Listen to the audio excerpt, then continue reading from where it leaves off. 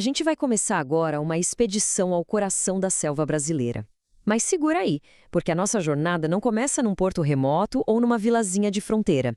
Não, ela começa aqui, bem no meio do centro comercial de Paris. Pois é, essa é a frase de abertura do Claude Lévi-Strauss e, cara, ela é simplesmente genial.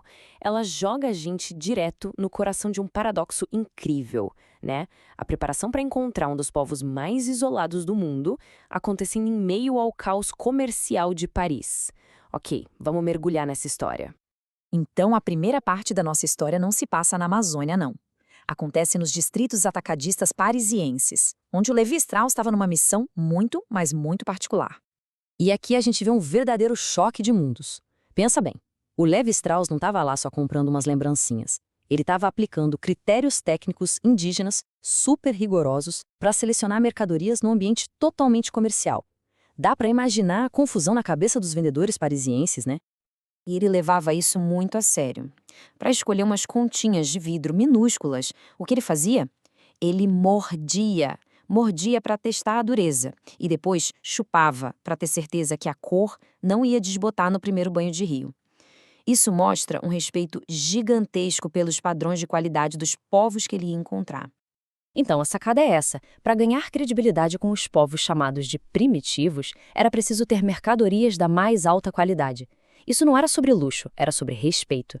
Levar um objeto de segunda linha seria um insulto, uma prova de que ele não entendia o que era realmente valioso para eles. A confiança começava a ser construída ali. Bom, com os preparativos concluídos, a expedição finalmente deixa Paris. O destino, uma terra imensa e perigosa no coração do Brasil. E o destino tinha um nome que já dizia tudo: Terra Proibida. Uma região que até a expedição de Rondon um pouco antes era basicamente uma mancha branca nos mapas. Era um lugar tão isolado que a rota mais fácil entre Cuiabá e a Amazônia era dar a volta pelo oceano. Imagina só. O propósito, então, era duplo.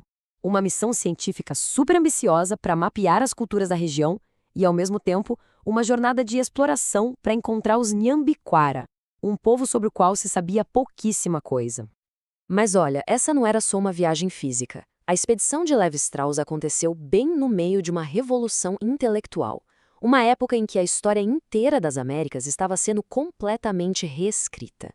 A visão da história estava mudando de um jeito radical.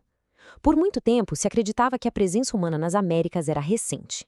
Mas aí, novas descobertas começaram a empurrar essa linha do tempo para dezenas de milhares de anos no passado, revelando uma profundidade histórica que ninguém nem sonhava que existia.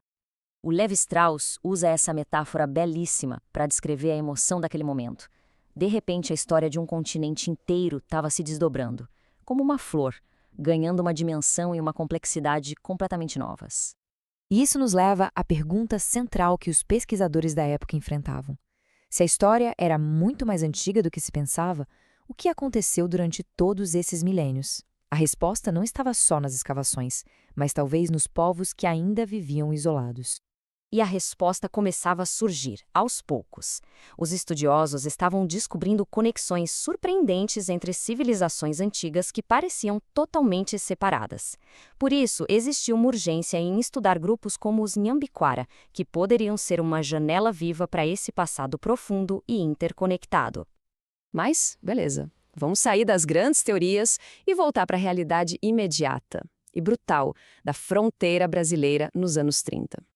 Esses foram os avisos, nada sutis, que o Levi Strauss recebeu em Cuiabá de veteranos da expedição original do Rondon. Ou seja, nada de romantismo, era só a dura verdade sobre o que esperava por ele. A linha telegráfica, que deveria ser a rota da expedição, estava em ruínas. Era uma tecnologia já obsoleta, e os homens que cuidavam dela estavam completamente abandonados, presos num ciclo de dívidas e doenças. E, para piorar, havia a tensão.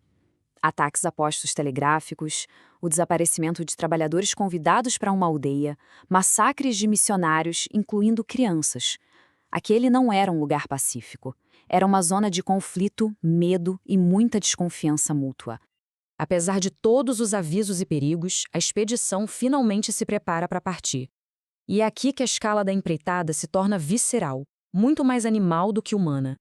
30 bois. Só esse número já nos dá uma ideia da logística massiva que era necessária apenas para conseguir se mover e sobreviver por 6 meses naquela paisagem. E este é um dos pontos mais fascinantes.